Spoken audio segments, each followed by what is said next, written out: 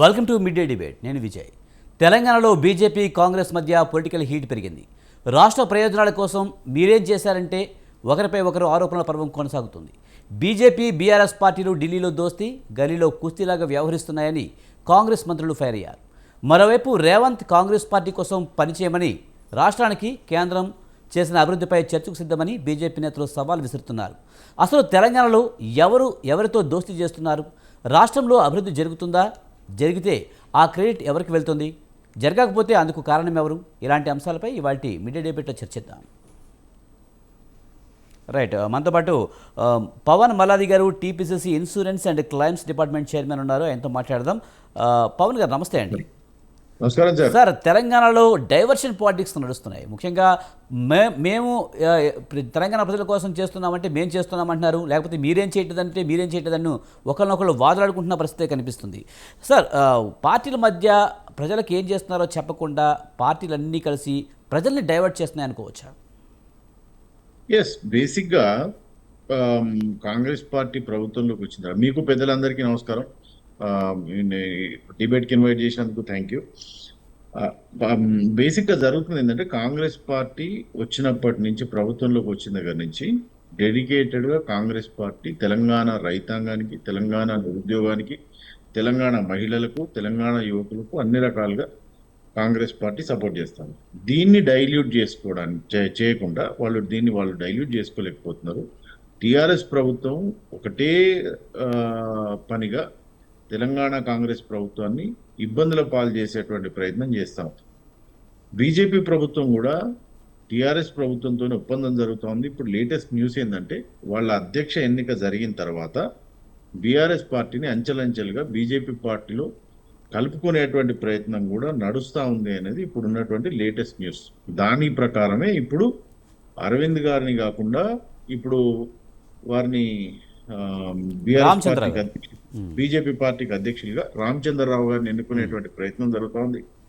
మూడో విషయం ఏంటంటే, వాళ్ళ అప్లికేషన్ ఫామ్ కూడా ఒక రామచంద్రరావు గారే అప్లై చేయాలి అనేది బీజేపీ పార్టీ నుంచి పైనుంచి వచ్చినటువంటి ఇన్స్ట్రక్షన్స్ బీజేపీ నేతలకు. బీజేపీ అధ్యక్ష పదవి కోసం అని చెప్పి అరవింద్ గారు, బండి సంజయ్ గారు, తర్వాత వారు ఈటల రాజేందర్ గారు అప్లై చేసుకుందాం అనుకుంటే, మీరెవరు అప్లై చేయొద్దు, అది ఓన్లీ రామచంద్రరావు గారే అప్లై చేసుకోవాలి అనేటువంటి ఒక నినాదం కూడా ఉంది. ఎందుకు అంటే, ఆయన అయితేనే వీళ్ళతో కోఆపరేట్ చేసుకొని నడపగలుగుతాడు పార్టీని అనేటువంటి అంశం. అరవింద్ గారు అయితే కేటీఆర్ గారి మీద యుద్ధానికి పోతాడు, అది వర్కౌట్ కావట్లేదు. రాజేందర్ గారు కూడా అదే పనిలో ఉన్నారు అనేది వాళ్ళ యొక్క ఆలోచన. సో రామచంద్రరావు గారు అయితేనే వాళ్ళిద్దరు కలిసి ప్రభుత్వం మీదకి యుద్ధానికి వస్తారు అనేటువంటి ఆలోచనగా వాళ్ళ అధ్యక్ష నియామకం కూడా బీఆర్ఎస్ పార్టీ చెప్పినట్టే జరుగుతూ ఉంది అనేది ఇప్పుడు ఉన్నటువంటి లేటెస్ట్ న్యూస్. సో ఓవరాల్గా చూస్తే మీరన్నట్టు ఇది ఆరోపణల పర్వమే నడుస్తూ ఉన్నది తెలంగాణ రాజకీయాల్లో. కానీ ప్రతిపక్షాలు వాళ్ళ పాత్ర పోషించేటువంటి పనిలో లేరు. తెలంగాణ ప్రజలకు కావాల్సినటువంటి ప్రతిపక్షం అనేది తెలంగాణలో కన్స్ట్రక్టివ్గా లేదు అని చెప్పడానికి ఇది ఒక మంచి సమయం. అందుకనే ఇప్పుడు మీరు చూస్తే పొన్నం ప్రభాకర్ గారు కానీ, రేవంత్ రెడ్డి గారు కానీ గల్లీలో కుస్తీ, ఢిల్లీలో వీళ్ళిద్దరు కలిసి దోస్తీ చేస్తూ ఉన్నారు అనేటువంటి విషయాన్ని వారు పదే పదే చెప్తా ఉన్నారు. ఇదే మాట కూడా నిజం అనేటువంటి విషయాన్ని నేను స్వతంత్ర టీవీ ద్వారా తెలంగాణ ప్రజలకు దెబ్బతలుచుకున్నాను. కానీ పవన్ గారు, మీరు చెప్తున్నారు కాంగ్రెస్ చాలా నిబద్ధతగా నిజాయితీగా పనిచేస్తుందని చెప్తున్నారు. కానీ బీఆర్ఎస్ బీజేపీ దోస్తీ కడుతున్నాయని చెప్తున్నారు. కానీ ఇవే మాటలు చాలాసార్లు బీఆర్ఎస్ కూడా అంది. చోటేబాయ్ బడేబాయ్ అంటూ కూడా చాలాసార్లు కామెంట్ చేసింది. ఆర్ఎస్ఎస్ బ్యాక్గ్రౌండ్ ఉందంటూ కూడా రేవంత్ రెడ్డిపై రకరకాలుగా అన్న పరిస్థితి అయితే కనుక చూసాం. అంటే ఎవరి కాళ్ళు చెప్పుకోవడమే తప్పించి ఇందులో నిజాలు బయటకు వస్తున్నాయా? కేవలం ప్రజలను డైవర్ట్ చేయడానికే ఇలాంటి మాటలు మాట్లాడుతున్నారనే వాదన కూడా ఉంది. దాన్ని కేటీఆర్ చెప్పేది ఏంటి, డైరెక్ట్ రేవంత్ రెడ్డి గారే చెప్పిండ్రు. అవును, నేను చిన్నప్పుడు చదువుకున్నటువంటి స్కూల్ బీజేపీ, నేను గ్రాడ్యుయేషన్ చేసినటువంటి స్కూల్ టీడీపీ, నేను ఇప్పుడు ప్రస్తుతం పనిచేస్తున్నది under the leadership of Rahul Gandhi గారు అని వారే ఓపెన్ గా చెప్పారు. ఇంకా కేటీఆర్ గారు దాన్ని ఇంకా సర్టిఫై చేయాల్సిన అవసరం ఏంటి? అది నలిఫైడ్ కదా. అసలు దానికి స్పేసే లేదు, ఆ వాదనకే స్పేస్. అందుకే ఆ భావజాలంతో, అందుకే ఎక్కువగా ప్రధాని మోదీతో బాగా క్లోజ్గా ఉండడానికి ట్రై చేస్తున్నారు, కాంగ్రెస్ పార్టీకి ద్రోహం చేస్తున్నారంటూ కూడా పదే పదే బీఆర్ఎస్ చెప్తూ ఉంది కదా. మరి అదొక బేస్లెస్ అలిగేషన్. నేనేమంటా అంటే, వాళ్ళు పని చేసినట్టు మేము పని చేయలేము. ఉమ్, మాది బీజేపీ, ఇది కాంగ్రెస్ పార్టీ, బీఆర్ఎస్ పార్టీ కాదు. ఇప్పుడు వారు ప్రధానమంత్రి, ఇప్పుడు ప్రధానమంత్రి అనే అతను భారతదేశానికి ప్రధాని, ముఖ్యమంత్రి అనే అతను ఈ రాష్ట్రానికి ముఖ్యమంత్రి. ఓకే. సో సెంట్రల్లో ఉన్నటువంటి ఆ, ప్రధానమంత్రి గారితో కలిసి పనిచేయాల్సినటువంటి, రాష్ట్ర ప్రయోజనాల కోసం కలిసి పనిచేయాల్సినటువంటి అవసరం ఉంటుంది. అవి ఎక్కడైతే అంశాల వారీగా పోరాటం చేయాలో అక్కడ అంశాల వారీగా పోరాటం చేసేటువంటిది ఉంటూనే ఉంటది, అది కామన్.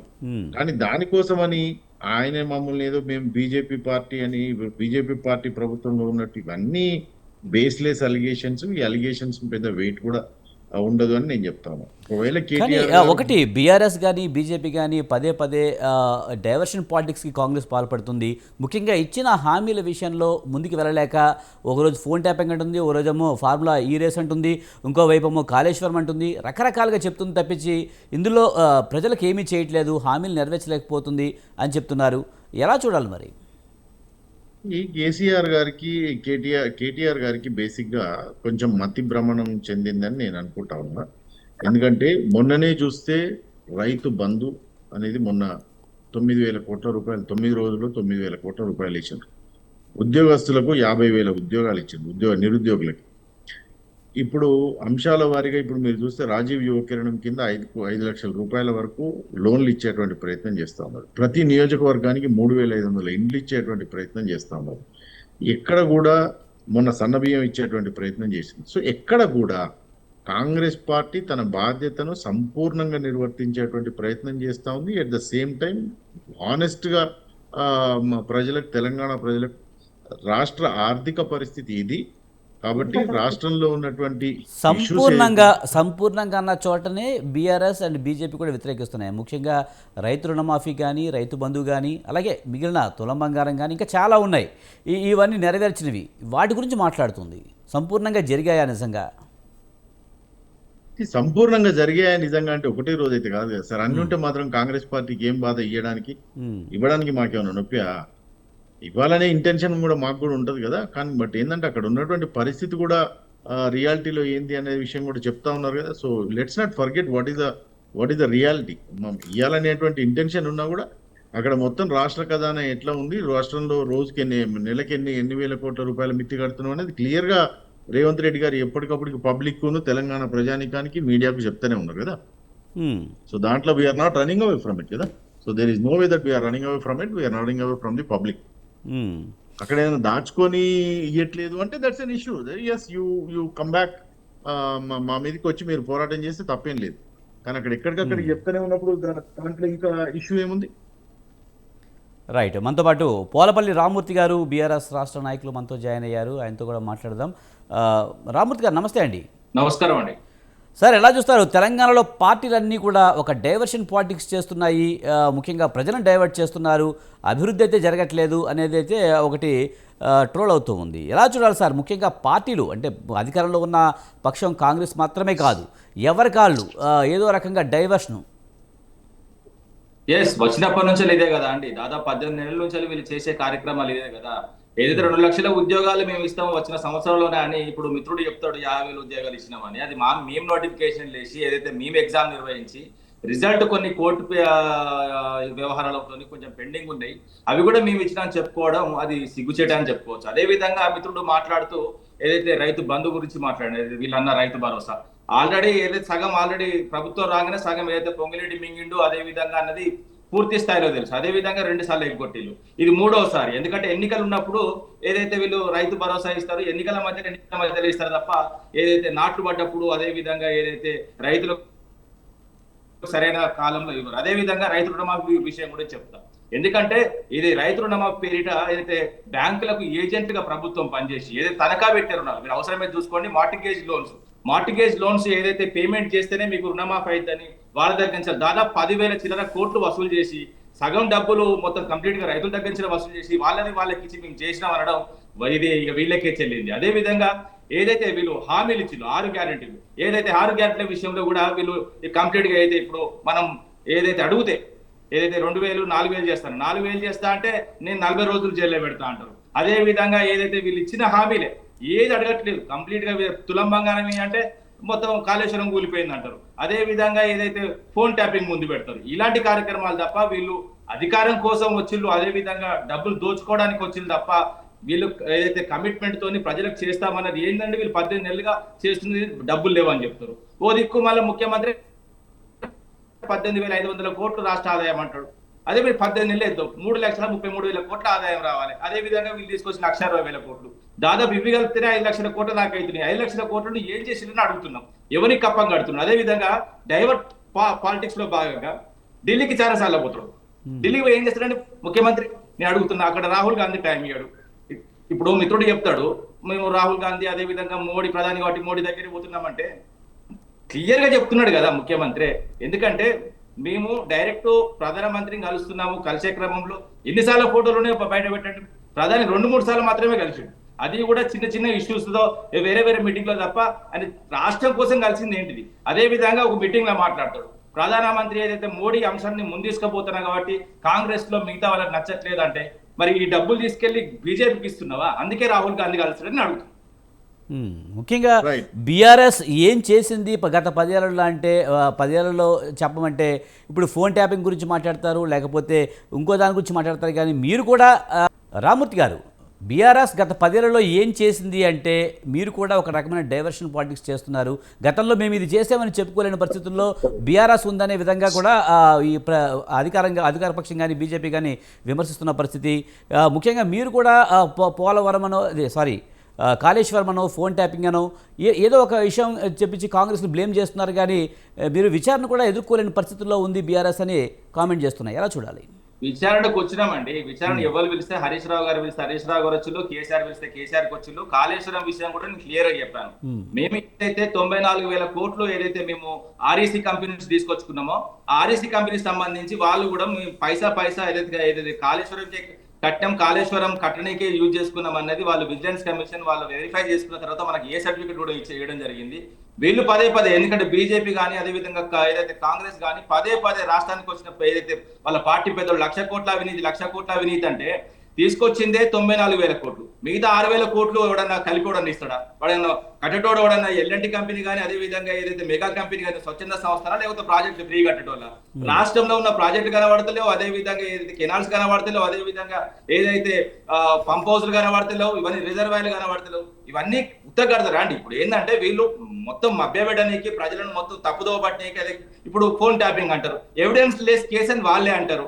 ఇప్పుడు ఎవిడెన్స్ ఏమంటే మూసీ నదిలో పడేసిన అంటారు. మరి కేంద్రంలో వాళ్ళు ఉన్నారు, రాష్ట్రంలో వీళ్ళు ఉన్నారు, రాడార్ పెట్టి వెతుకులాడమని సీన్ రీకనెక్షన్ ఎందుకు చేస్తలేరు? ఓన్లీ వీళ్ళు డైవర్షన్ పాలిటిక్స్ లో భాగంగా కంప్లీట్ గా మొత్తం మేము చేసినామండి. 9 ఏళ్లలో మీ నీళ్లు ఇచ్చినాం, వాస్తవంగా వచ్చినాయి. ఎలక్షన్ కమిషన్ చేతిలో పోయిన తర్వాత 2 పిల్లలు కట్టలేకపోతున్నారు వీళ్ళు, 2 కుంగినాయి. అది వాస్తవమే, దాన్ని రిపేర్ చేస్తే అవుతుంది. ఏదైనా ఎండాకాలంలో మెయింటెనెన్స్ ఉంటుంది, వర్షాకాలంలో వరద ఉధృతి ఎక్కువ ఉన్నప్పుడు దాదాపు ఎప్పుడో కొన్ని ఏళ్ల కింద వచ్చిన ఉధృతమైన వరద గోదావరిలో వచ్చినప్పుడు తట్టుకుని లేబడ్డది, ఇప్పటి కూడా తట్టుకుని లేబడ్డది. 2 పిల్లలు కుంగిపోయినాయి, దాన్ని రిపేర్ చేయాలి. దాన్ని రిపేర్ చేస్తే నీళ్లు ఆగుతాయి, నీళ్లు ఆగితే బనకచెర్లకు నీళ్లు పోతాయి. బనకచెర్లకు నీళ్లు పోవాలన్న ఉద్దేశంతో మాత్రమే వీళ్ళు ఏదైతే ఈ డైవర్స్ పాలిటిక్స్ లో భాగంగా ఇప్పుడు మొత్తం కంప్లీట్ గా చూద్దాం. ఈ 18 నెలలుగా చంద్రబాబు వెనుకుండి నడిపిస్తున్నాడు తప్ప ఆంధ్రప్రదేశ్ కు సంబంధించిన ముఖ్యమంత్రికి తెలంగాణ ముఖ్యమంత్రి అసిస్టెంట్ ముఖ్యమంత్రిగా పనిచేస్తున్నాడు. అదే విధంగా తెలంగాణ ముఖ్యమంత్రి ఏదైతే చంద్రబాబు నాయుడుకు అసిస్టెంట్ ముఖ్యమంత్రిగా పనిచేస్తున్నాడు తప్ప రాష్ట్ర ప్రజల కోసం ఎక్కడ పనిచేసినండి? నీళ్ల విషయంలో అటు కృష్ణాలో 25 రోజులు నీళ్లు కిందికి ఓలి పెడతారు. అదే విధంగా ఈ సమ్మక్క సాగర్ లో దాదాపు 37-36 రోజులు కిందికి నీళ్ళు ఓలి పెడతారు పోయిన వర్షాకాలంలో. ఎందుకండి ఇప్పుడు 7 కోట్ల ఆడ మెయింటెనెన్స్ ఇవ్వలేని ముఖ్యమంత్రి ఎందుకు రాష్ట్రాన్ని నీళ్ళు? రామూర్తి గారు చంద్రబాబు నాయుడుకి అసిస్టెంట్ సీఎం గా చేస్తున్నారంటూ రేవంత్ రెడ్డి మీద మీరు ఎలిగేషన్ చేస్తున్నారు. గతంలో జగన్తో పాటు కేసీఆర్ కూడా బాగానే మంచిగానే సంబంధాలు ఉండేవి. మంచి సంబంధాలు ఉంటే అసిస్టెంట్ సీఎంగా చేస్తున్నాడని ఎలా అంటారు? గతంలో కేసీఆర్ కూడా అదే విధంగా అంటే మీరు ఊరుకుంటారా? అది కాదు లేదండి, ఇప్పుడు మీరు చెప్పేది కూడా క్లియర్ గా ఉండాలి. మేము మిగులు జలాల గురించి మాట్లాడినాం తప్ప ఏ రోజు కూడా మాకు తక్కువగా వచ్చే వాటర్ గురించి ఎక్కడ కూడా మేము కాంప్రమైజ్ కాలేదు. మీరు చూడండి, బనకచెర్ల అనే అంశము 23-24లోనే వచ్చింది, దాని పేరు కూడా పెట్టిన పరిస్థితి. ఎప్పుడో ఒప్పుకున్నారంటే బనకచెర్ల పేరు పెట్టిందే మొన్న 2 సంవత్సరాల కింద. ఇప్పుడు ప్రజలను ఈ విషయాలు లోతుగా తెలియదు. ఎన్ని టీఎంసీల నీళ్లు మనం వాడుకోవాలి, ఎన్ని క్యూసెక్ల నీళ్లు వాడుకోవాలన్నది వాస్తవంగా తెలంగాణ ప్రజలకు లెక్కలతో తెలియదు కాబట్టి వీళ్ళ ఆగడాలు నడుస్తుంది. లెక్కలతో బనకచర్ల ప్రాజెక్టు విషయంలో రామూర్తి గారు కాంగ్రెస్ గవర్నమెంట్ అయితే మేము పూర్తిగా వ్యతిరేకిస్తున్నాము, తెలంగాణకి అన్యాయం జరిగితే ఊరుకోమని చెప్తున్నారు. ఈ రోజు పవర్ పాయింట్ ప్రజెంటేషన్ కూడా ఉత్తమ్ కుమార్ రెడ్డి ఇవ్వబోతున్నారు. ఒక్క నిమిషం అండి, మరి ఊరుకోమన్నోడు మరి ఎందుకు రిపేర్ చేస్తలేడండి? కృష్ణా నీళ్ళు కిందికి ఎందుకు కోలు పెడుతున్నాడు, అదే విధంగా గోదావరి నీళ్ళు కిందికి ఎందుకు కోలు పెడుతున్నాడు? ఎవిడెన్స్ తో సహా చెప్తా. మీరు అవసరమైతే ఎన్ని రోజులు ఏదైతే మెయింటెనెన్స్ ఇవ్వకుండా 7 కోట్లు ఇవ్వకుండా అక్కడ ఎందుకు కోలు పెట్టిండో, అదే విధంగా కృష్ణా నది మీద ఏదైతే 25 రోజులు మోటార్ లాంచ్ చేయకుండా నీళ్ళు కిందికి కోలు పెట్టిండు, ఇవన్నీ నేను లెక్కలతో సహా మీ దగ్గరకు వస్తా. కంప్లీట్ గా ఎన్ని రోజులు ఆంధ్రాకు ఎన్ని క్యూసెక్ల నీళ్లు వేరాయి, ఎన్ని టీఎంసీల నీళ్లు వేరాయి. ఇప్పుడు ఒకప్పుడు టీఎంసీ అంటే వేరే ఉండే అండి, ఏదైతే 1000 మిలియన్ క్యూబిక్ వాటర్ ఉండే. కానీ ఇప్పుడు తెలంగాణను మోసం చేసే ఏదైతే కాంగ్రెస్ పార్టీ అయింది. రైట్. మనతో పాటు విజిత్ వర్మ గారు బీజేపీ రాష్ట్ర అధికార ప్రతినిధి, అలాగే బండారు రామ్మోహన్ గారు విశ్లేషకులు మనతో ఉన్నారు. ముందుగా విజిత్ వర్మ గారు నమస్తే అండి. సార్, రాష్ట్రంలో డైవర్షన్ పాలిటిక్స్ అయితే నడుస్తున్నాయి. ఒక ఏదో అధికార పార్టీయో లేదా ప్రతిపక్షమని కాదు, ఉన్న పార్టీలన్నీ కూడా ప్రజలకు ఏం చేస్తున్నామనేది చెప్పకుండా ఎంతసేపు కూడా మీరు అదంటే మీరు ఇది, మీ బి టీం ఏ టీం ఈ గొడవ నడుస్తుంది. ఎలా చూడాలి? నిజంగా రాష్ట్రంలో అభివృద్ధి జరుగుతుందా? గత ప్రభుత్వంలో కానీ ఈ ప్రభుత్వంలో కానీ జరుగుతుందా? కేవలం డైవర్షన్ పాలిటిక్స్కే పార్టీలు పరిమితమైపోయాయా? గత 11 సంవత్సరాల క్రితం ఏ విధంగా అయితే తెలంగాణ రాష్ట్ర ప్రజలు ఎన్నో కళలు కానీ సరే సావైనా బతుకైనా మా తెలంగాణలో మేమే బతకాలి, మాకు వేరేటోడు వచ్చి మమ్మల్ని రూల్ చేయడం మాకు ఇష్టం లేదు అని చెప్పి అనేక మంది విద్యార్థులు, సకల జనులు అందరు కలిసి ప్రాణాలు అర్పించి తెలంగాణని కొట్లాడి తెచ్చుకున్నారు. తెచ్చుకున్న తర్వాత ఒక రాచరిక కుటుంబానికి అంటగట్టిన పదవి. ఆ రాచరిక కుటుంబం ఏం చేసింది? ఎంతసేపు వాళ్ళ కుటుంబం 4 స్తంభాలుగా తెలంగాణ నిల్చుంటే రామూర్తి గారు ఒక్క నిమిషం. రామూర్తి గారు మీరు మాట్లాడారు, ఆయన కూడా మాట్లాడారు. ఏ రోజైనా కాంగ్రెస్ మీద మాట్లాడి ఏమంటాం వస్తుందో నాకు తెలియదు. ఇంకా దోస్తాను ఎందుకు మీకు ఇన్ని సంవత్సరాలు మీరు? రామూర్తి గారు ప్లీజ్ దయచేసి ఆయన మాట్లాడినివ్వండి. ఇంకా కూడా వాళ్ళ మీద మీరు మాట్లాడారు. రామూర్తి గారు మీరు మాట్లాడారు, మీ వెర్షన్ అంతా చెప్పారు. ఎందుకు మాట్లాడట్లేదు? రైట్. రామూర్తి గారు ప్లీజ్ ఆయన వెర్షన్ కూడా చెప్పనివ్వండి. మీ టర్మ్ వచ్చినప్పుడు మీరు ఖచ్చితంగా అన్ని ఖండితుడిగా. రైట్. విజిత్ వర్మ గారు. రామూర్తి గారు ముఖ్యంగా బీఆర్ఎస్ గురించి మీరు మాట్లాడినప్పుడు అది రాచరిక ప్రభుత్వం ఉండేదని చెప్తున్నారు. కానీ మాది ఉద్యమ పార్టీ, మేము ప్రజల కోసం పనిచేస్తాము, తెలంగాణ కోసం పనిచేస్తామని చెప్తూ ఉన్నారు. మరి ఎలా చూడాలి సార్? మీరు ముఖ్యంగా అసలు తెలంగాణ కోసం బీజేపీ ఏం చేస్తుందంటే ఏం చెప్తారు? విజయన్న, మీ షోకి మీరు హోస్ట్ అయినా రామూర్తి అన్ననే మొత్తం హోస్ట్ చేస్తుండే. ఎవరిని మాట్లాడేయాలి, మీరు చెప్పండి. ఆయననే మాట్లాడుతున్నారు. కొంచెం 2 నిమిషాలు, 2 minutes ఆగండి. అసలు రామూర్తి గారు అంటే నలుగురు కూర్చొని మాట్లాడుకునేదన్నా, ఒక్కళ్ళు మాట్లాడేది కాదు. రామూర్తి గారు మీరు మాట్లాడారు, మీ దర్శనం అయిపోయింది. దయచేసి వాళ్ళు చెప్పేది కూడా ఒకసారి వినండి. తెలంగాణ 4 స్తంభాలుగా ఉండి తెలంగాణ రాష్ట్రాన్ని మేము డెవలప్ చేస్తామని చెప్పారు. కానీ 4 స్తంభాల్లాగా కాదు, 4 రాబందుల్లాగా వచ్చి తెలంగాణ రాష్ట్రం మీద పడి పీక్కొని తిన్న పార్టీ ఏదైనా ఉంది అని అంటే ఖచ్చితంగా ఈ యొక్క బీఆర్ఎస్ పార్టీ. దాని తర్వాత కూడా వీళ్ళకి అహంకారం గానీ ఏది కూడా తగ్గలేదు. గతంలో ఏం చేసింది టీఆర్ఎస్ పార్టీ అని అంటే, నీకంటే గట్టిగా I can shot bigger than you. ఆగండి. నేను మాట్లాడతాను. రైట్. రామూర్తి గారు ప్లీజ్. రైట్. రామూర్తి గారు దయచేసి మీరు చేసిన అన్యాయాలు చెప్పాలి.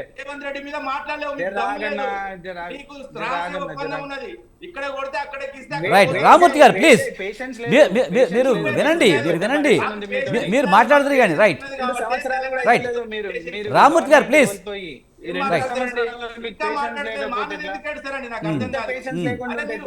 ప్రధాన ప్రతిపక్షం ఢిల్లీలో మాట్లాడినంత మాత్రాన్ని ఏం కాదు. మీరు ఆయన మాట్లాడండి.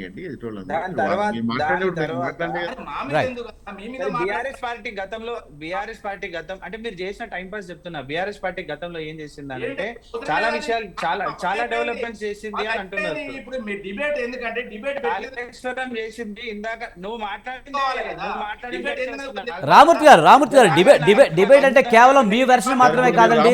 రైట్, రామూర్తి గారు దయచేసి మీ వెర్షన్ మీరు చెప్పండి. రామూర్తి గారు ప్లీజ్ రైట్, మ్యూట్ చేసే అవకాశం లేదండి ఇక్కడ నుంచి. రైట్, రామూర్తి గారు వినండి. మీరు ఊకోండి, కూడా మాట్లాడియండి. డెమోక్రసీ ఇది అయ్యగారు, ఇది డెమోక్రసీ పెద్ద సార్, ఇది డెమోక్రసీ. రామ్మూర్తి గారు ఇట్లా చేయొద్దు. మీరు టీవీల మీద రాళ్ళేసినట్టు, టీవీ ఛానల్ ధ్వంసం చేసినట్టు ఇంకో ఈడ చేస్తే వర్కౌట్ కాదు. మీరు రామూర్తి గారు మీరు మాట్లాడండి. రామూర్తి గారు మీరు మాట్లాడదు కానీ మీకు టైం ఇచ్చాను. రైట్, మీకు టైం ఇచ్చాను, మీరు మాట్లాడారు. రామూర్తి గారు మీ వెర్షన్ మీద అది కరెక్ట్ కాదు. అది ఇంటర్వ్యూ తీసుకోండి, మీరు పని అయిపోతుంది. టీవీ ఛానల్ మీద రాళ్ళేసినట్టు మాతో ఎందుకు?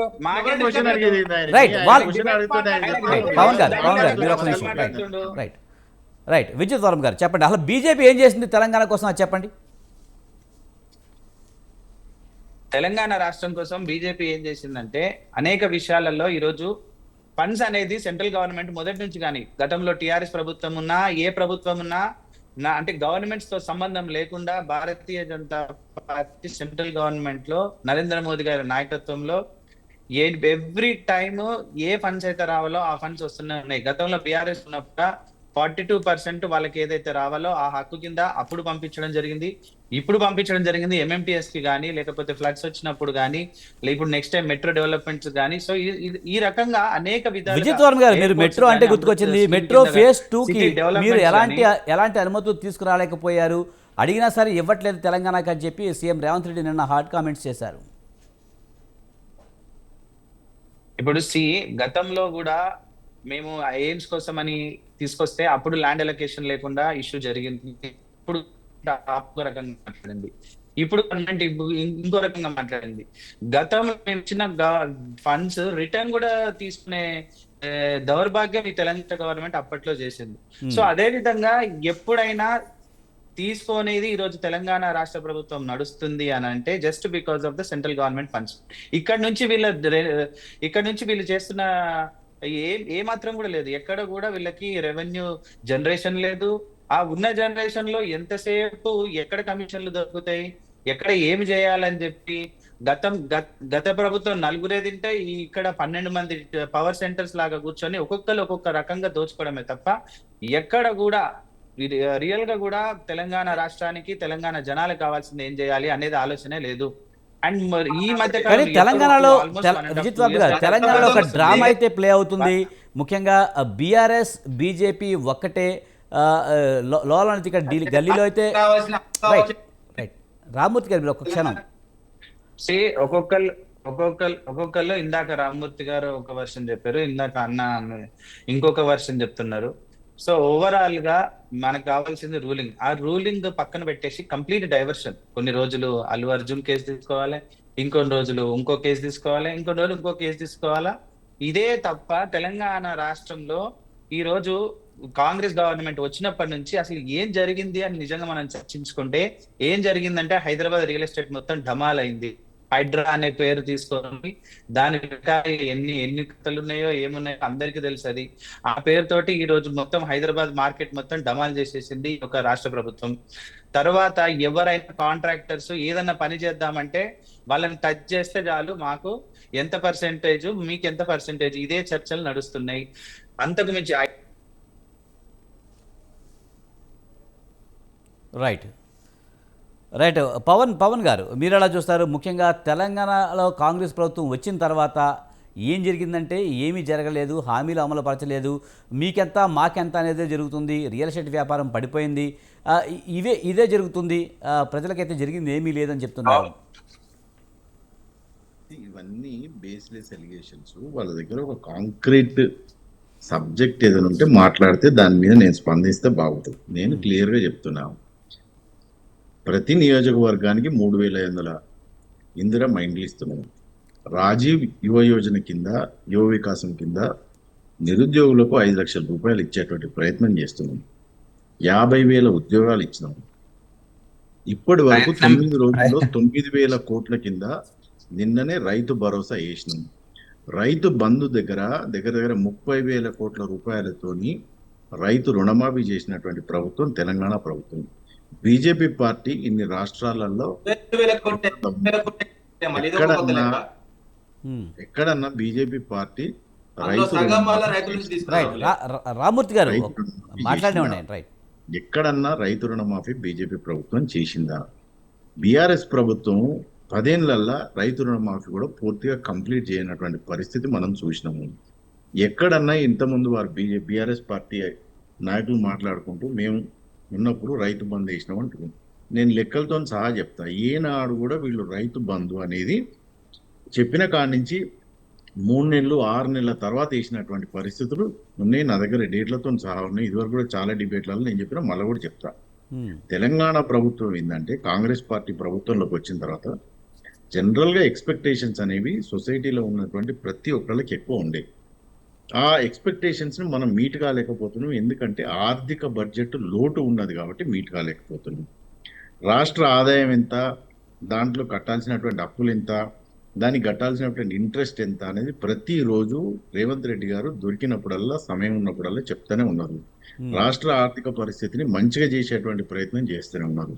బయట నుండి అప్పులు తీసుకొచ్చే ప్రయత్నం చేసి ఎక్కడ కూడా పథకాలు ఆకుండా నోరు కట్టుకొని పనిచేస్తూనే ఉన్నారు. ఇప్పుడు దీని మీద వీళ్ళకు నచ్చక ప్రభుత్వం మంచిగా పనిచేస్తుంది, వాళ్ళ పథకాలు చెప్పినటువంటి పథకాలు ఇంప్లిమెంట్ అవుతున్నాయి, ఎక్కడ కూడా ఎటువంటి ఇష్యూస్ లేవు, రైతాంగం హ్యాపీగా ఉన్నది, ఇటు నిరుద్యోగులు హ్యాపీగా ఉన్నారు, ఉద్యోగాలు వచ్చినాయి, చెప్పినటువంటి పనులు నడుస్తున్నాయి. బీసీల కోసం అని చెప్పి 42% చేస్తా ఉన్నాం. భారతదేశంలో ఎక్కడ కూడా జరగనటువంటి కులగణన అనేటువంటి సబ్జెక్ట్ కూడా కులగణన చేసినాం. ఇటు బీసీలు, ఎస్సీలు, ఎస్టీలు, మైనారిటీలు హ్యాపీగా ఉన్నారు. ఇదంతా మంచిగా ఉంటే ఎట్లాగో బీఆర్ఎస్ పార్టీ చేయలేనటువంటి పనులు వచ్చినటువంటి 12 నెలలు 18 నెలల్లోనే కాంగ్రెస్ ప్రభుత్వం చేయడం వీళ్ళకి ఎట్లాగో డైజెస్ట్ అవుతలేదు. కానీ పవన్ గారు మీరు ముఖ్యంగా మేము అన్నీ చేశాము, గత 10 ఏళ్లలో చేయలేని బీఆర్ఎస్ అని మేము చేస్తున్నామని చెప్పారు. కానీ ప్రజల్లో తీవ్ర వ్యతిరేకత ఉంది, హామీలు అమలు చేయలేదు అనేది ఒకటి నడుస్తుంది. ముఖ్యంగా అందుకే స్థానిక సంస్థల ఎన్నికలకు కానీ మున్సిపల్ ఎలక్షన్స్ కానీ వెళ్ళకపోవడానికి అది కూడా ఒక రీజన్ అని చెప్తున్నారు. మరి దానికి ఏం చెప్తారు మీరు? ఒక విషయం అండి, నిన్ననే రేవంత్ రెడ్డి గారు చెప్పారు 9 రోజులలో 9,000 కోట్ల రూపాయలు రైతు రుణమాఫీ రైతు భరోసా కింద డబ్బులు ఇస్తాం, రాజీవ్ యువ వికాసం కింద డబ్బులు ఇస్తున్నాం, ఇందిరమ్మ ఇండ్లు నియోజకవర్గానికి 3,500 ఇస్తున్నాం. ఇప్పుడు ఎక్కడ అంటే వీళ్ళు ఇప్పుడు టీఆర్ఎస్ వాళ్ళు అసంతృప్తిగా ఉంటే దాన్ని మేము కన్సిడర్ చేయాలన్నా టీఆర్ఎస్ వాళ్ళ అసంతృప్తిని? ఒకటో విషయం. కాబట్టి అసంతృప్తి అనేది ఏ లెవెల్లో కూడా లేదు. రెండో విషయం, మీరు ఇప్పుడు ఈ లోకల్ బాడీ ఎలక్షన్స్ గురించి అని మాట్లాడారు. లోకల్ బాడీ ఎలక్షన్స్ లో కాంగ్రెస్ పార్టీ కానీ కాంగ్రెస్ పార్టీ ప్రభుత్వం కానీ లోకల్ బాడీ ఎలక్షన్స్ ని ఫేస్ చేయడానికి మేము రెడీగా ఉన్నాం. నిన్న కోర్టులు కూడా తొందరగా లోకల్ బాడీ ఎలక్షన్స్ పెట్టండి, సెప్టెంబర్ లోపు జిహెచ్ఎంసీ ఎలక్షన్స్ కూడా పెట్టండి అని చెప్పింది. సో మేము కూడా రెడీగానే ఉన్నాం కాబట్టి మేము 42% బీసీ రిజర్వేషన్స్ ని ఇంప్లిమెంట్ చేసి లోకల్ బాడీకి ఎలక్షన్స్ కి పోవాలని చెప్పి దాన్ని చట్టం చేసి కేంద్ర ప్రభుత్వానికి పంపించడం, కేంద్ర ప్రభుత్వం దాన్ని చట్టం చేస్తే అన్ని పార్టీలు కూడా 42% బీసీ రిజర్వేషన్లు ఇచ్చి మంచిగా హ్యాపీగా మన బీసీ బిడ్డలను మనం రిజర్వేషన్ల పేరు అనేది రిజర్వేషన్ అనేది ఒక సాకు మాత్రమే, భయపడుతుంది అనేది ప్రతిపక్షాలు అంటున్నాయి. ప్రతిపక్షాలు అంటే మరి వాళ్ళ పోరాటం ఎవరి మీద ఉండాలి? ఇప్పుడు ఉన్నటువంటి ప్రతిపక్షాలు ఏవని మీరు అనుకుంటున్నారు? బీఆర్ఎస్ బీజేపీ కదా. బీఆర్ఎస్ పార్టీ దేని మీద పోరాటం చేయాలి? బీజేపీ మీద పోరాటం చేయాలి. ఎస్, తెలంగాణ ప్రభుత్వం తెలంగాణను బిల్లు చేసింది, చట్టం చేసింది. ఈ చట్టాన్ని కేంద్ర ప్రభుత్వం 2 పార్లమెంట్లలో అమలు చేస్తే అన్ని పార్టీలు తెలంగాణలో 42% బీసీ బిడ్డలకు టికెట్లు ఇచ్చి మరి లోకల్ బాడీ ఎలక్షన్ లో పెట్టాలి. అప్పుడు ఎవరు తప్పు చేసిండ్రు? ఇప్పుడు కాంగ్రెస్ పార్టీ తప్పు చేసినట్ట లేకపోతే బీజేపీ పార్టీ తప్పు చేసినట్ట? బీజేపీ పార్టీ నిజంగా ఆనెస్ట్ గా బీసీ బిడ్డల కోసం అయితే వాళ్ళు లోకల్ బాడీ ఎలక్షన్లు మరి 42% అమలు చేయాలంటే వాళ్ళు కేంద్ర ప్రభుత్వంలో ఉన్నారు. అదే కదా వాళ్ళు చెప్పేది కూడా, ఇదే డైవర్షన్ పాలిటిక్స్ అనేది. మీరు కేంద్రం మీద తోసేసి తప్పించుకోవాలని తిరుగుతున్నారు అనేదే కదా వాళ్ళు చెప్పేది. దీంట్లో డైవర్షన్ ఎక్కడ ఉందో నాకు అర్థం కావట్లేదు. ఇప్పుడు మేము చేయాల్సిన పని మేము చేసిన తర్వాత బీఆర్ఎస్ పార్టీ ఎక్కడ కూడా దాన్ని ప్రెజర్ చేయట్లేదు, బీజేపీ పార్టీ చేయాల్సిన పని చేయట్లేదు. ఇప్పుడు డైవర్షన్ ఎవరు చేస్తున్నట్టు మీరు చెప్పండి. మీరే చెప్పాలి. ఎందుకంటే కేంద్రం దగ్గర అవ్వదు, అది పెండింగ్లో పడుతుందని తెలుసు. మరి ఇంకోసారి కులగణనకి జనగణనకి కేంద్రం అయితే రెడీ అవుతున్న క్రమంలో ఇప్పుడిప్పుడే కాదు అన్న విషయం మీకు కూడా క్లియర్గా తెలుసు. కానీ రాష్ట్ర ప్రభుత్వమే ఆ 42% బీసీ రిజర్వేషన్ అనేది మీరే ప్రకటించి వెళ్ళే ఛాన్స్ ఉందంటారా మరి? అది కాదండి, ఇప్పుడు 42% అనేది ఇప్పుడు వచ్చినటువంటి ఇష్యూ కాదు కదా. ఇప్పుడు భారతదేశంలో ఇన్ని రాష్ట్రాలలో బీజేపీ ప్రభుత్వంలో ఉంది. ఎక్కడన్నా ఏ రాష్ట్రంలోనూ వీళ్ళు కులగణన చేసిండ్రా? కానీ చెప్పిన మాటకు కట్టుబడి మేము కులగణన చేస్తా అని చెప్పినాం. జనాభా సెన్సెస్ అనేవి వాళ్ళు రాష్ట్ర ప్రభుత్వం, కేంద్ర ప్రభుత్వం చేయాలి, భారతదేశ ప్రభుత్వం చేయాల్సినటువంటి అవసరం ఉంది. కానీ రాష్ట్ర ప్రభుత్వం ఏంది, కుల గణన కాకపోయినా కుల అనాలిసిస్ అంటే బేసిక్గా సెన్సెస్ అనాలిసిస్ చేసినాం, చేసి రిపోర్ట్ సబ్మిట్ చేసినాం. తెలంగాణ రాష్ట్ర ప్రభుత్వం అసెంబ్లీలో చట్టం చేసింది, ఆ చట్టాన్ని కేంద్ర ప్రభుత్వానికి పంపించినాం. మరి బీజేపీ ప్రభుత్వం సెంటర్లో ఉంది, మరి ఇక్కడ నుంచి బీజేపీకి 8 మంది ఎంపీలు ఉన్నారు. ఇప్పుడు బీజేపీ నాయకుడు అక్కడ లైన్లో ఉన్నాడు. మరి వీళ్ళు కదా ఇప్పుడు మా బాధ్యత, మీ బాధ్యత మీరు చేసిండ్రు, మీరు తీసుకురావాలి, చట్టం చేయాలి, మేము చేయాల్సినటువంటి అవసరం ఉంది, కేంద్రంలో వాళ్ళు చేయాలి. ఒకటి. రెండు, అపోజిషన్లో ఉన్నటువంటి బీఆర్ఎస్ పార్టీ బాధ్యత నిజంగా ఉంటే ఇప్పుడు ఈ విషయం మీద తెలంగాణ కాంగ్రెస్ ప్రభుత్వం అన్నట్టుగా వాళ్ళు కులగణన చేసిండ్రు, చట్టం పెట్టిండ్రు, ఆల్రెడీ అప్రూవల్ చేసిండ్రు ఇక్కడ. మరి చేయాల్సింది బీజేపీ పార్టీ అని బీజేపీ పార్టీ మీద మాట్లాడాలి కదా. ఇక డైవర్షన్ పాలిటిక్స్ ఎవరు చేస్తున్నట్టు? బీఆర్ఎస్ చెప్తుంది కదా, మేమైతే 42% రిజర్వేషన్ అయితే వ్యతిరేకించట్లేదని చెప్తుంది కదా. వ్యతిరేకించమని చెప్పడం కాదు కదా, కేంద్ర ప్రభుత్వం బీజేపీ మీద పోరాటం చేయాలి కదా. బీజేపీ మీద ఎందుకు పోరాటం చేయట్లేదు వీళ్ళు? అది కదా మా ప్రశ్న. ఇప్పుడు పోరాటం చేయకుండా చేసినటువంటి మీడియా ఛానల్ వాళ్ళు కోర్టులు వేసేసి మీరు తప్పించుకుంటున్నారా? అంతే కదా. ఇప్పుడు వాళ్ళు అంతేనా? ఎవరి బాధ్యత ఎవరు నిర్వహించాలి? ఇప్పుడు మా బాధ్యత మేము నిర్వహించినాం. బీజేపీ కేంద్ర ప్రభుత్వంలో ఉంది, చట్టం చేయాల్సింది వాళ్ళ మీద వాళ్ళు చేయాలి. చేయట్లేదు ఎందుకని? మరి బీఆర్ఎస్ పార్టీ ఎవరి మీద పోరాటం చేయాలి? బీజేపీ మీద పోరాటం చేయాలా, కాంగ్రెస్ మీద? ఈ పోరాటం చేయకుండా పోయి టీవీ ఛానళ్ల మీద రాళ్ళు వేస్తారు, సరిపోద్దా? ఇది రైట్. ఇది డైవర్షన్ కాదంటారు మీరు, ఎందుకంటే ఈ మధ్యకాలంలో మనం చూసాం ఫోన్ ట్యాపింగ్ అని రకరకాలు చేస్తున్నారు. ఇదంతా కూడా ప్రభుత్వం మీద వ్యతిరేకత కనిపించకుండా ఉండటం కోసమే అని చెప్పి అంటున్నారు. అది కూడా కాదంటారా? అది కూడా ప్రతిపక్షాలే కావాలని చేస్తున్నాయంటారా? మీకు 2 విషయాలు చెప్తా సార్. ఇప్పుడు ఫోన్ ట్యాపింగ్ ఇష్యూ కానివ్వండి, Formula 1 రేస్కి సంబంధించినటువంటి ఇష్యూ కానీ, ఎక్కడన్నా తెలంగాణ కాంగ్రెస్ పార్టీ కానీ తెలంగాణ ప్రభుత్వం కానీ ఎక్కడన్నా వాళ్ళ లైన్ని దాటిపోయి పనిచేస్తున్నారా? అది చట్టం దాని పని దాన్ని చేసుకోబోతుంది. మేము ఎక్కడ మాకు ఆ ఇంట్రెస్ట్ లేదు. కేసీఆర్ గారిని కానీ, కేటీఆర్ గారిని, కవిత గారిని, హరీష్ రావు గారిని జైల్లో నూకాల్సిన అవసరమే మాకు లేదు. అదొక పెద్ద తలకాయ నొప్పి. అది ప్రభుత్వం తన పని తాను చేసుకుంటా పోతా ఉన్నది, వచ్చే అప్డేట్స్ అని చెప్తుంది. రైట్, ఓకే, ఇది జరుగుతుందని పోలీస్ డిపార్ట్మెంట్ వాళ్ళ పని వాళ్ళు చేస్తున్నారు. ఆ ప్రభాకర్ రావు అనేట ఆయన ఎంతమంది ఫోన్లు ట్యాపులు చేసిండు, ఎంతమంది ఇండ్లలో చిచ్చు పెట్టిండు, మహిళల ఫోన్లు వినడం, అటుపోతే సినీ సంస్థకు సంబంధించినటువంటి, ఇటు వ్యాపారవేత్తలకు సంబంధించిన ఫోన్లు వినడం, ఇదంతా దౌర్భాగ్యమైనటువంటి పరిస్థితి అని వాళ్ళందరినీ పోలీస్ స్టేషన్లు పిలుస్తుండ్రు, వాళ్ళ వాంగ్మూలాలు తీసుకున్నారు. అది వాళ్ళ పని వాళ్ళు చేసుకున్నారు. దాని మీద ఎక్కడ కానీ ముఖ్యమంత్రి గారు కానీ వేరే మంత్రులు కానీ ఎక్కడన్నా కమెంట్ చేసినా దాని మీద నాకు ఆ ఇంట్రెస్టే లేదు. అది ఒక కేసు, అది నడుస్తూనే ఉంటుంది, అది ఇంప్లీడ్ అయితేనే అది నడుస్తూనే ఉంటుంది. మా ఇంట్రెస్ట్ అంతా ఇప్పుడు లోకల్ బాడీ ఎలక్షన్స్ లో బీసీ బిడ్డలకు 42% రిజర్వేషన్స్ ఇచ్చి వాళ్ళని కూడా చట్టసభలలో కూర్చుండబెట్టాలనేటువంటిది మా ఇంట్రెస్ట్. ఆ ఇంట్రెస్ట్ బీజేపీకి ఉంటే బీజేపీ ప్రభుత్వం ఎమ్మటే దాన్ని చట్టం చేయాలి. ఆ ఇంట్రెస్ట్ బీఆర్ఎస్ కుంటే బీఆర్ఎస్ పార్టీ ఎట్టకు వాళ్ళ పార్టీగా లేరు కాబట్టి ఉన్న 4-5 ఎవరైతే ఉన్నారో వాళ్ళు ముఖ్యులు కూర్చొని బీజేపీ మీద పోరాటం చేయాలి. ఇప్పుడు మీరు చెప్పండి, ఎవరు డైవర్షన్ పాలిటిక్స్ చేస్తున్నారనేది మీరు చెప్పాలి. మాకు తొందరలో ప్రజలే చెప్తారు ఖచ్చితంగా, నేను చెప్పేది కాదు. రామ్మోహన్ గారు, రెస్పెక్ట్ చేస్తాం. రామ్మోహన్ గారు విశ్లేషకులు ఉన్నారు మనతో పాటు. రామ్మోహన్ గారు, మీరు ఎలా చూస్తారు? తెలంగాణలో మొత్తంగా చూస్తుంటే డైవర్షన్ పాలిటిక్స్ నడుస్తున్నాయి, ప్రజల్ని డైవర్ట్ చేస్తున్నాయి పార్టీలన్నీ అనే ఒక విమర్శ అయితే ఉంది. ఎలా చూడాలి? ఖచ్చితంగా చివరిగా అన్న మాటతో ఏకీభవిస్తున్నాను. ప్రజలందరూ మన్నించాలని నన్ను మిత్రుడు కూడా, నేను జర్నీలో ఉండడం వల్ల అప్పుడప్పుడు వీడియో ఆఫ్ అయింది సార్. విజయ్ గారు మీరు కూడా. ఉద్దేశం ఏంటంటే, ఈ 3 పార్టీలు వేరు వేరే అంటున్నారు, ఒకటి కాదు. ప్రజలను రకంగా మీరు అన్నది చివరి మాట పూలు చేయడానికి ఎవరి వెర్షన్ చెప్పుకుంటారు, వారు చెప్పుకుంటారు, అర్ధ సత్యాలు అసత్యాలు చెప్తున్నారు. అంటే వారికి అనుకూలమైన నాణ్యానికి ఒకవైపు చూపెడుతున్నారు అని అంటారు. మనం కొంచెం 2 వైపులా మాట్లాడుకుందాం. కేసీఆర్ గారు ఉన్నప్పుడు కూడా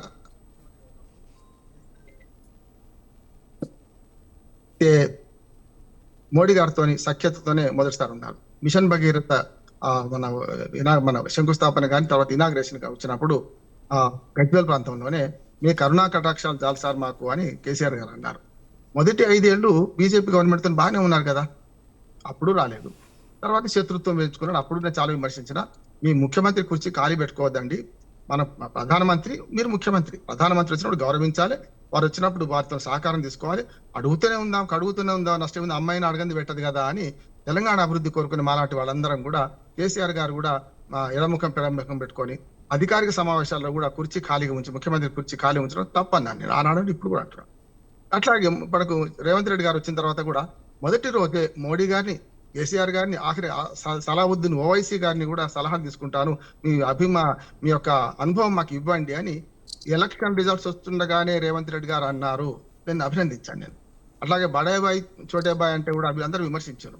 అప్పుడు టిఆర్ఎస్ బీఆర్ఎస్ మోడీ గారితో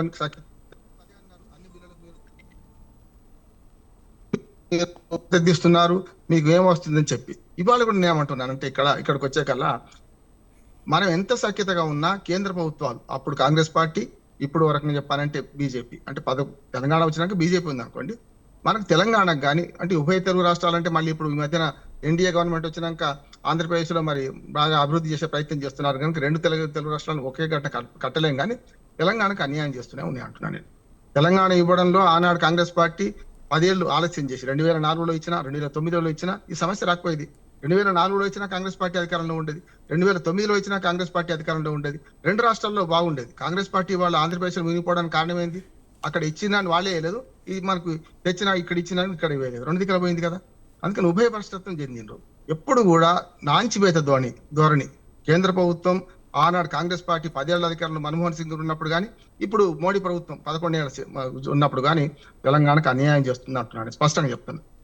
కానీ టీఆర్ఎస్ పార్టీ మంచిగా ఉందా అంటే మొదటి 5 ఏళ్లలో కొంత మంచి వచ్చేటప్పుడు చేసుకుంటూ పోయిన వాళ్ళు రెండో 5 ఏళ్లలో అవినీతి, అహంకారం రెండింటితో ప్రజలు తీర్పిచ్చిండ్రు. అంతిమ నిర్ణేతలు, మీరు విజయ్ గారు మీరు అన్నట్టు అంతిమ నిర్ణేతలు, న్యాయ నిర్ణేతలు ప్రజలే. నేను స్పష్టంగా చెప్తున్నా, వాళ్ళు తెలంగాణ ప్రజలు ఈ 3 పార్టీలను కూడా ఒకరికొరు మన స్నేహితులను ఎవరు నమ్మతలేరు సార్. ముగ్గురు కూడా ఒకరి మీద ఒకరు ఆరోపణ చేసుకుంటూ, కాంగ్రెస్ ఏమంటది, బీజేపీ బీఆర్ఎస్ ఒకటి అంటది, బీఆర్ఎస్ ఏమంటది, కాంగ్రెస్ మన బీజేపీ ఒకటి అంటది. రెండు జాతీయ పార్టీలు ఒకటైతే వాళ్ళు శత్రువులు, దేశం మొత్తం శత్రువులేనేది వాళ్ళు కూడా. అట్లానే కాంగ్రెస్ బీఆర్ఎస్ ఒకటే బీజేపీ అంటది. వీళ్ళంతా మనం చూసి నాటకం ఆడుతున్నారు. స్పష్టంగా చెప్తున్నా, మిత్రులు మన్నించాలి, కొంచెం కఠినంగా మాట్లాడుతున్నా. నేను పరుషవాక్యాలు మాట్లాడలేను, మీలాగా ప్రతిదానికి ఇంకో దానికి ముడిపెట్టలేను. నేను స్పష్టంగా తెలంగాణ ప్రజలు మూడు పార్టీలు మధ్యలో మోసం చేస్తున్నాయి అంటున్నారు. ఇవాళ బీజేపీ ఇవ్వాల్సిన అంశాలు ఏవైతే రాష్ట్రానికి రావాల్సిన అంశాలు ఉన్నాయో ఒక్కటన్నా ఈ 11 ఏళ్ళుగా వచ్చిందా? చెప్పొచ్చు, చాలా చెప్పొచ్చు మనం, కానీ వచ్చిందా అని ఆలోచన చేసుకోండి మిగతా పార్టీలు కూడా. అట్లానే సఖ్యత ఉన్నప్పుడు, సఖ్యత లేనప్పుడు కూడా ఈ రెండు పార్టీలు అధికారంలోకి వచ్చినాయి కదా. మూడో పార్టీగా మీరు అధికారంలోకి రావాలంటే బీజేపీకి కూడా నా విన్నపం ఏంటంటే, మీరు ఎప్పుడో అయ్యొచ్చేదాకా అమ్మా సాగదు. మీరు ఇప్పుడైనా సరే తెలంగాణకు విభజన చట్టంలో ఏమున్నాయి అమలు చేయండి. మొట్టమొదటి ఈ రెండు పార్టీలు అధికారం చూసింది కదా, ఇప్పుడు అమలు చేయండి. రెండోది, తెలంగాణ ప్రజలు ఏం కోరుతున్నారు? ఇవాళ మెట్రో కోరుతున్నారు, లేకుంటే రీజనల్ రింగ్ రోడ్ కోరుతున్నారు, లేకుంటే చాలా విభజన సమస్యలు కాకుండా కూడా చాలా సమస్యలు ఉన్నాయి. వీటిని తీర్చే ప్రయత్నం చేస్తే వచ్చేసరికి మిమ్మల్ని గెలిపిస్తుండొచ్చు. ఇప్పుడు వీళ్ళని చూసినాం, వాళ్ళని చూసినాం, ఒకసారి బీజేపీని చూసినాం అనొచ్చు కదా. కానీ మేము అధికారంలోకి వచ్చేదాకా, మేము డబుల్ ఇంజన్ సర్కార్ వచ్చేదాకా ఒక మాట విజయ్ గారు, ఎందుకంటే ఇప్పుడు కీలకమైన సమస్య ఏంటంటే ముగ్గురు మధ్యన పంచాయతీ పెట్టుకొని, భార్యాభర్తల పంచాయతీ పెట్టుకొని చుట్టపోయి నిలగొట్టిండ్రట. మా పరిస్థితి అట్లే ఉంది, ప్రజల పరిస్థితి అట్లే ఉంది.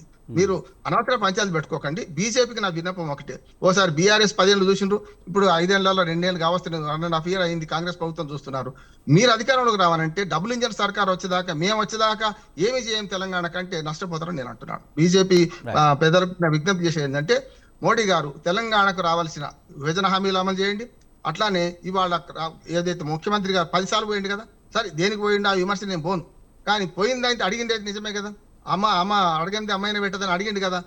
ఎవరు వస్తేంది, కేసీఆర్ చేస్తేంది, రేవంత్ రెడ్డి చేస్తేంది, మీరు చేస్తేంది, మీకే పేరు వస్తుంది. బీజేపీ వాళ్ళకి మీకే పేరు వస్తుంది. రీజనల్ రింగ్ రోడ్ చేయండి. ఇప్పుడు 10 ఏళ్ళు అయితే రీజనల్ రింగ్ రోడ్ ముచ్చట మాట్లాడబట్టి నా ప్రాంతం నుంచి పోతుంది, స్పష్టంగా మీకు తెలవాలి కదా. అట్లానే మనకు మెట్రో రెండో దేశ అడుగుతున్నారు, అదెందుకు ఇవ్వరు? అట్లాగే కోచ్ ఫ్యాక్టరీ అన్నారు, అది ఎందుకు మొదలు కాదు? కొన్ని ఉండే, నేను అంత పాజిటివ్, అసలు నెగిటివ్ ఉన్నది మొత్తం బీజేపీ ఏం చేస్తారని చెప్పలేను. కానీ ప్రజల ఆకాంక్షల మేరకు మీరు విభజన చట్టం రామూర్తి గారు ప్రధానంగా చూస్తే హామీలు అమలు చేయలేకే ఇలా చేస్తుందని చెప్పేసి, డైవర్షన్ పాలిటిక్స్ చేస్తుందని చెప్పేసి బీఆర్ఎస్ పదే చెప్తుంది. ముఖ్యంగా ఫోన్ ట్యాపింగు, కాళేశ్వరం, అలాగే ఫార్ములా E1 రేస్లో అయితే అవినీతి ఖచ్చితంగా జరిగింది. ఇవి డైవర్షన్ పాలిటిక్స్ కాదు, బీఆర్ఎస్ చేసిన పాపాలు ఖచ్చితంగా శిక్ష అనుభవించక తప్పదంటూ కూడా కాంగ్రెస్ అంటుంది, అలాగే బీజేపీ కూడా అంటుంది. నేనేమంటున్నా, హీరోయిన్ల విషయాలు ఏదైతే వ్యక్తిగతమైన విషయాలు తీసుకొచ్చి వీళ్ళు ఏదైతే ఒక media one type of media అడ్డం రైట్, అది మనం మాట్లాడలేదండి, అది వేరే సెపరేట్. మనం డైవర్షన్ పాలిటిక్స్ గురించి మాత్రమే మాట్లాడుతున్నాం. ఫోన్ ట్యాపింగ్ గురించి మాట్లాడుతున్నా. ఎందుకంటే ఫోన్ ట్యాపింగ్ అంశం కూడా ఏ హీరోయిన్ కానీ ఎవరు కానీ నా ట్యాప్ అయిందని ఎవరు కూడా వచ్చి ఫిర్యాదు చేయలేదు. అయినా కూడా వీళ్ళు ఏదో తమ్నేల్స్ అవి పెట్టుకొని ఆగమాగం అవుతున్నారు. ఎందుకంటే మమ్మల్ని అప్రతిష్ట పాల్చేయాలని చూస్తున్నారు. అదే విధంగా మిత్రుడు పవన్ ఏదైతే కాంగ్రెస్ మిత్రుడు మాట్లాడుతూ 30,000 కోట్లు మేము ఏదైతే రుణమాఫీ చేసినామన్నారు, 30,000 కోట్ల నువ్వు అంటున్నావు, ప్రభుత్వం 18 అంటుంది, ఇంకొక ఏదైతే రేవంత్ రెడ్డి 21,000 కోట్లు అంటున్నాడు, అదే విధంగా ఆర్థిక శాఖ మంత్రి ఏదైతే 22,000 కోట్లు అంటున్నాడు. వీళ్ళదంటే వీళ్ళకే సఖ్యత లేదు. నేనేమంటున్నా, వాస్తవాలు చెప్తున్నా. రైతు రుణమాఫీ పేరిట బ్యాంకులకు ఏజెంట్లుగా పనిచేసి 10,000 కోట్లు ఏదైతే తనఖా పెట్టినాయి, మార్టిగేజ్ లోన్స్ వసూలు చేసిండు. వీళ్ళు రైతులకు ఇచ్చినాయి దాదాపు 8 నుంచి 10,000 కోట్లు మాత్రమే అని పదే చెప్తున్నా. మరి కూడా మీది కూడా సంఖ్య కూడా కరెక్ట్ చేస్తే పవన్ ఏదైతే 30,000 కోట్లు అక్షరాల తప్పు. 30,000 కోట్లు ఒకవేళ ఈయన మాట నిరూపిస్తే నేను రాజకీయ సన్యాసం తీసుకోనికి రెడీగా ఉన్నా. అదే విధంగా మిత్రుడు మాట్లాడతాడు 3,500 ప్రతి నియోజకవర్గానికి ఇందిరమ్మ ఇండ్లు అన్నారు. మొదటి బడ్జెట్ 24-25 చూపెడతా, బడ్జెట్ బుక్ కూడా తీసుకొచ్చి నేను స్టూడియోకి వస్తా. అందులో కేటాయింపులు ఉన్నాయి. 24-25 ఒక ఇల్లు కట్టేది. అదే విధంగా 25-26 ఈ బడ్జెట్ లో కూడా ప్రతి నియోజకవర్గానికి 3,500 అన్నారు. కానీ అది మాట వరకే ఉన్నది. ఏదైతే నియోజకవర్గాలలో పేర్లు తీసుకొని కంప్లీట్ గా వాళ్ళు వెరిఫై అనుకుంటే తిరుగుతున్నారు తప్ప ఆడ ఏమీ లేదు. వాస్తవంగా నిన్నటిగా ఏదైతే ఇందిరమ్మ ఇల్లు మొత్తం కడతారు, పైన మొత్తం కంప్లీట్ గా సిమెంట్, అదే విధంగా ఏదైతే ఇటుకలు కూడా రాలి పడుతున్నది కూడా మన మీడియాలలో చూసాము. అదే విధంగా ఏదైతే కేంద్రం నుంచి మాకు విధిస్తున్నాం అని చెప్తున్నాడో, ఏదైతే 8 మంది ఏదైతే బీజేపీ నుంచి గెలిచిల్లో, 8 మంది కాంగ్రెస్ నుంచి గెలిచిల్లో, ఒక ఎంఐఎం మొత్తం 17 మంది 2 బడ్జెట్లలో రాష్ట్రానికి 0 తీసుకొచ్చిండు. హక్కుగా వచ్చేటి వస్తాయి అన్ని. ఏదైతే 28 రాష్ట్రాలు 8 కేంద్ర ప్రాంతాలకు ఏ విధంగా హక్కుగా రావాల్సిన వస్తాయి. ప్రత్యేకంగా ఆంధ్రప్రదేశ్కి వచ్చినట్టు, ప్రత్యేకంగా ఏదైతే మిగతా రాష్ట్రాలకు, ఏదైతే మహారాష్ట్రకు, అదే విధంగా ఏదైతే గుజరాత్కి వచ్చినట్టు మనకు రావు. ఎందుకంటే వీళ్ళు మీకు క్లియర్ ఎగ్జాంపుల్ ఒకటి చెప్తా. రాష్ట్రానికి ఏ విధంగా అన్యాయం చేసి వీళ్ళున్నది. మొత్తం దేశవ్యాప్తంగా 157 మెడికల్ కాలేజీలు కడితే ఒక్క మెడికల్ కాలేజీ లేదండి మనకు. మరి మా గౌరవ కేసీఆర్ గారు ప్రతి జిల్లాకు ఖచ్చితంగా ఒక మెడికల్ కాలేజీ కట్టుకున్నాం. ఆ విధంగా మేము ముందుకు పోయినాం. ఎందుకంటే దాదాపు ఏదైతే మొత్తం ప్రపంచవ్యాప్తంగా కానీ దేశవ్యాప్తంగా కానీ ఎక్కువ సీట్లు, అదే విధంగా ఎక్కువ మెడికల్ కాలేజీ ఉన్న రాష్ట్రంగా తెలంగాణ నిలబడ్డది. ఇవన్నీ మనం చేసినాం కదా అండి. గ్రామాలకు చేసినాము, ఏదైతే విద్యార్థులకు ఉద్యోగాలు ఇచ్చినాము, నిధులు పెంచినాము, అదే విధంగా ఏదైతే నీళ్లను ఒడిసి పట్టుకున్నాము, అటు కృష్ణా ఇటు గోదావరి నీళ్లను, అదే విధంగా మిషన్ భరిత కార్యక్రమం తీసుకొచ్చి ప్రతి రిజర్వాయర్ నుంచి ప్రతి దగ్గర నుంచి ప్రాజెక్ట్ నుంచి 10% నీళ్లను ఇంటింటికి గడపకు అందించడం మేము చేసినాం. ఎందుకంటే మేము మాకంటే ఎక్కువ చేస్తామని కాంగ్రెస్ వచ్చింది. మేము 10 అంటే 12 అన్నారు, 12 అంటే 13 అన్నారు. వచ్చిన తర్వాత ఏం చేస్తున్నారు? Diversion politics. ఏదైనా హక్కుగా అడిగితే మిమ్మల్ని జైలు పెడతాం. ప్రతీకారం తీర్చుకోవడానికి వచ్చిండు ముఖ్యమంత్రి తప్ప ఆయన క్లియర్ గా చెప్పిండు, నేను గద్దె మీద దించాలనుకున్నా దించినా, నేను కుర్చీలో కూర్చున్నా అందుకే వచ్చిండు తప్ప ఆయన క్లియర్ గా చెప్తున్నాడు ప్రజలకు. ఏదైతే ఇప్పుడు మిత్రునికి కూడా, పవన్ మిత్రునికి కూడా అర్థం కావాలి, మీకోసం రాలేదు, మీ పార్టీ నిలబడదామని రాలేదు, ఆయన ప్రతీకారం కోసం వచ్చిండు, ఆయన సీట్లో కూర్చుండు తప్ప మీ పార్టీని వాస్తవం చెప్తే ఇప్పుడు ఈ క్రమంగా చెప్తున్నా, ప్రతి క్యాబ్ డ్రైవర్ని అడగండి, కూలీని అడగండి, మహిళని అడగండి, మీరు ఒకవేళ కాంగ్రెస్ ఓటేస్తావా అంటే ఇంకా 10-20 ఏళ్ళు ఓటేయాలని డైరెక్ట్ వాళ్ళే చెప్తున్నారు. ఒకవేళ చెయ్యి గుర్తుకు ఓటేయాలనుకుంటే చెయ్యి నరుకునే చేస్తారు తప్ప చెయ్యి గుర్తుకు ఓటేసే పరిస్థితి. రైట్, విజిత్ వర్మ గారు, ముఖ్యంగా కేంద్ర ప్రభుత్వం తెలంగాణకు అంత చేస్తామని చెప్తుంది కానీ, రైట్ ఎవరండి? రైట్, మాట్లాడదు కానీ విజిత్ వర్మ గారు కూడా మాట్లాడతారు, తర్వాత మీరు మాట్లాడతారు. కానీ విజిత్ వర్మ గారు, తెలంగాణకు కేంద్ర ప్రభుత్వం చాలా చేసిందని చెప్తున్నారు కానీ నిజానికి పక్కనుండి ఆంధ్రప్రదేశ్కి చేస్తున్నంత నిధులు కానీ లేకపోతే అభివృద్ధి కానీ ఇక్కడ తెలంగాణకు చేయట్లేదనే ఆరోపణ ఉంది. మరి అది నిజమేనంటారా? ఏ ప్రభుత్వం ఉన్నా కూడా సెంట్రల్లో అన్ని రాష్ట్రాలు ఒకేలాగా చూస్తుంది. ఒక రాష్ట్రానికి ఎక్కువ ప్రేమ, ఇంకో రాష్ట్రానికి ఎక్కువ ప్రేమ, అట్లా ఉంటదండి. ఇప్పుడు గతంలో బీఆర్ఎస్ ప్రభుత్వం చేసినప్పుడు సిద్దిపేటకి ఎక్కువ ఇచ్చారు, గజ్వేల్కి ఎక్కువ ఇచ్చారు, ఇంకా వేరే వాటికి అరే ఆగనా, ఎంతసేపు మధ్యలో మాట్లాడినామా జర ఆగరాదు. నువ్వు కౌంటర్ చెప్తే తర్వాత సో ఈ విధంగా ఒక్కొక్క రాష్ట్రానికి ఒక్కొక్క రాగా ఉండదు. అవన్నీ కూడా అంటే వేస్ట్ ఆఫ్ డిస్కషన్. దాని గురించి కూడా ఎప్పుడైనా సెంట్రల్ గవర్నమెంట్ కి అన్ని పరంగా ఈక్వల్ గా ఇవ్వాలని ఉంటది. సో ఎక్కడైతే డెవలప్మెంట్ ఎక్కువ జరుగుతుందో ఆ డెవలప్మెంట్ మీద ఇంకా ఫోకస్ చేసి అక్కడ స్టేట్ గవర్నమెంట్ ఇంట్రెస్ట్ బట్టి కూడా సెంట్రల్ గవర్నమెంట్ కొన్ని సందర్భాలు యాక్ట్ చేస్తుంది.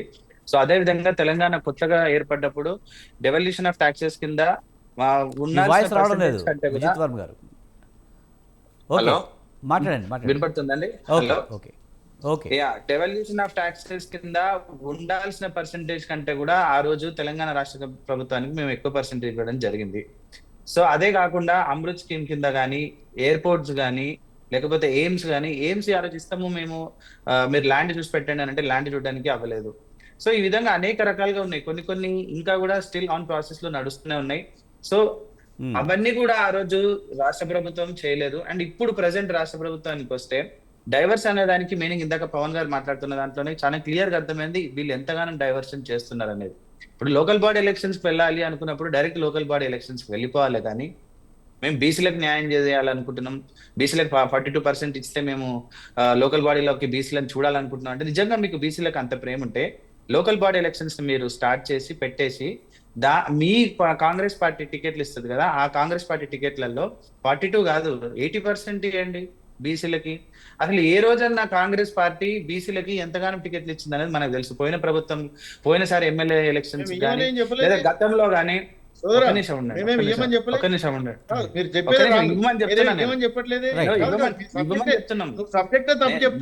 నేను ఇవ్వమని చెప్తున్నాను, చాలా క్లియర్ గా లేదు.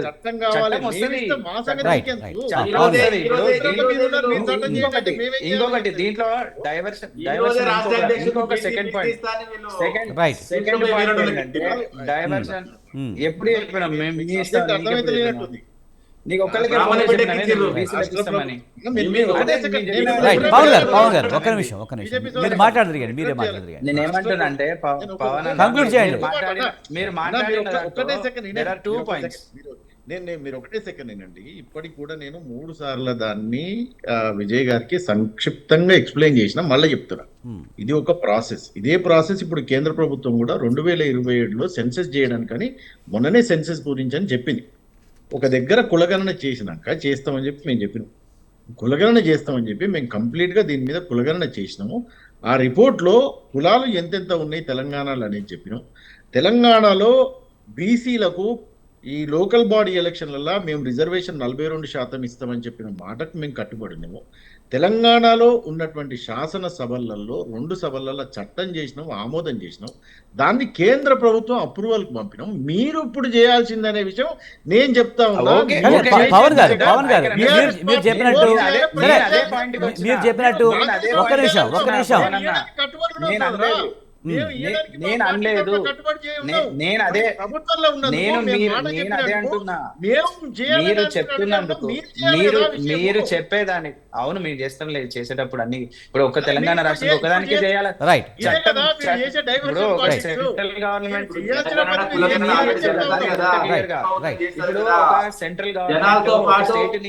ఒక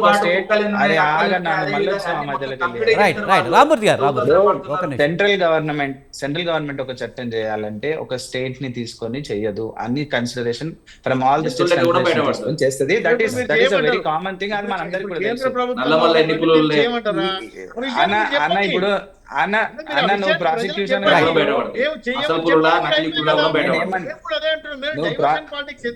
నేను అదే అంటున్నా. నేను ఏమంటున్నా మీరు ప్రాసిక్యూటర్ కాదు, నేను డిఫెన్స్ కాదు. దయచేసి మీరు నన్ను క్రాస్ చేయకండి, కొంచెంసేపు ఆగండి. Let me complete my sentence. చేయకండి, నేను మాట్లాడుతున్నాను.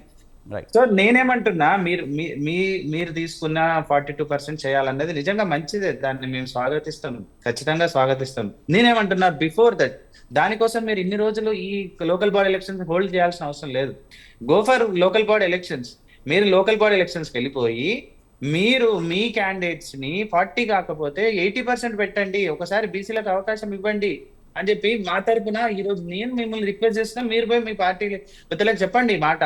So that is what I'm requesting. తప్ప మీరు అన్నది పోలేకపోతే దానికోసం మీరు ఈ రోజు అన్నది కరెక్ట్ కాదు. లోకల్ బాడీ ఎలక్షన్స్ వెళ్ళి దాన్ని ప్రూవ్ చేయాలి, కానీ ఇట్లా ఆపొద్దు. ఈ రోజు ఓడిపోతామన్న భయం మీకు పట్టుకుంది కాబట్టి ఏదో ఒక రీజన్ తోటి మన టైం అయింది. మన ఫైనల్ దర్శనం తీసుకుందాం పవన్ గారి నుంచి. పవన్ గారు, ఏదేమైనా ఇప్పుడు బీసీ రిజర్వేషన్ అనేది కేంద్ర ప్రభుత్వ పరిధిలో ఉన్న అక్కడ చట్టం కావాల్సి ఉన్నా ఇప్పుడు అది లేట్ అయ్యే ప్రాసెస్ కనుక మీరు కేంద్ర ప్రభుత్వ విషయాన్ని పక్కన పెట్టి మీరే లోకల్ ఎలక్షన్స్లో 42% ఇచ్చి వెళ్ళొచ్చు కదా అనేది బీజేపీ వాళ్ళు చెప్తున్న మాట. దాన్ని మేము కాదంటలేం కదండి. మరి ఇచ్చి వెళ్తారా? కేంద్ర ప్రభుత్వం అయితే టైం పట్టేట్టే ఉంది, అక్కడ టైం పట్టేట్టే ఉంది కనుక ఇప్పుడు ఈ లోపుగానే మీరు ఇచ్చి 42% ఇచ్చి బీసీలకి వెళ్తారా టికెట్లు? ఆబ్వియస్లీ కదా, వీఆర్ ప్రామిస్డ్ ఫర్ దాట్. మేము మీరు విషయం అర్థం చేసుకుంటలేరు, మీరు మళ్ళీ బాగా నాకోట్లు వేస్తుంటారు. నేను మళ్ళీ చెప్తాను, మేము సెన్సెస్ చేసినాము, కులగణన చేసినాము, రిపోర్ట్ సబ్మిట్ చేసినాము, దాని మీద 2 కమిటీలు వేసినాము, దానికి బీసీ కమిషన్ అనేది పెట్టినాము, దాన్ని ప్రాపర్ గా 2 చట్టసభలలో చట్టం చేసినాము. మా పని ఇప్పుడు ఏంది, నెక్స్ట్ లెవెల్ కి పంపించినాము. నేనేమంటున్నా, తెలంగాణ నుంచి 8 మంది ఎంపీలు ఉన్నారు, కేంద్ర ప్రభుత్వంలో బీజేపీ ప్రభుత్వం ఉన్నది, ఇక్కడి నుంచి 2 కేంద్ర మంత్రులు ఉన్నారు, పెద్ద పెద్ద దిగ్గజాలు ఉన్నారు. వాళ్ళందరూ నిలదీయండి, తెలంగాణ ప్రజల కోసం, తెలంగాణ దానికోసం నిలదీయండి అంటున్నాం. మేము అడిగేది ఏంది వాళ్ళ దగ్గర నుంచి, 1 నిధులు, 2 మేము చేసేటువంటి చట్టాలు ఏవైతే తెలంగాణ ప్రజలకు కావాల్సిన చట్టాలనే వాటిని చేస్తాం, కేంద్ర ప్రభుత్వంలో ఉన్నటువంటి వాటిని మీరు ఆమోదించాలనేటువంటిదే మా డిమాండ్. మేమేం దీన్ని పోస్ట్ పోన్ చేయాలో ఇంకోటి చేయాలనేటువంటి మా ఇంటెన్షన్ కాదు. అది వస్తే తొందరగా అయితే ప్రజలకు కూడా, ఎందుకంటే బీసీ బిడ్డలు కూడా పదవులలోకి వస్తారు, వాళ్ళు కూడా చట్టసభలలోకి వస్తారు అనేది ఒకటో ఇంటెన్షన్. రెండో ఇంటెన్షన్ ఏంటంటే, సమయం తక్కువ ఉన్నది కానీ నేను కొన్ని విషయాలు 6 గ్యారెంటీల మీద చెప్పాలనుకుంటున్నా. 6 గ్యారెంటీల మీద మీరు పరమతిస్తే నేను టైం అయిపోయింది. గృహజ్యోతి కింద 6 గ్యారెంటీలు అరకెక్కినా ఎప్పుడు కానీ ఇంకా మళ్ళీ ఇప్పుడు మొదలు పెడితే మరి నేను చిట్టా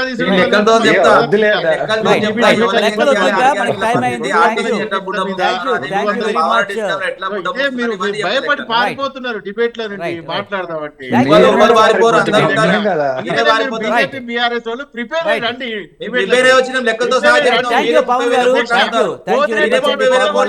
అలాగే విజిత్ వర్మ గారు, అలాగే పోలపల్లి రామూర్తి గారు, థ్యాంక్ యూ వెరీ మచ్ అండి డిబేట్లో పాల్గొన్నందుకు. ఇది ఇవాల్టి మీడియా డిబేట్. చూస్తూనే ఉండండి స్వతంత్ర.